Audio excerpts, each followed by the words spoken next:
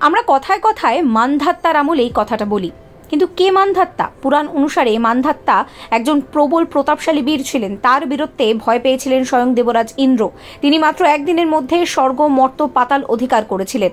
মানধাত্তা ছিলেন সূর্য বংশের রাজা। রামচন্দ্র পরে সেই সূর্য বংশেই জন্মগ্রহণ করেন। তার জন্মের উল্লেখ মহাভারত, ভগবত পুরাণ, বাল্মীকি রামায়ণেও পাওয়া যায়।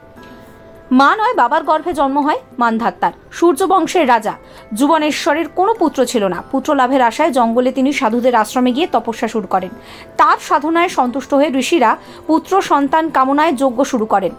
যজ্ঞ শেষ হওয়ার পর এক কলসি মন্ত্রপুত জল রেখে দেন তারা। এই জল পান করলে রানীর পুত্র লাভ হবে, কিন্তু এইসব কিছুই জানতেন না রাজা।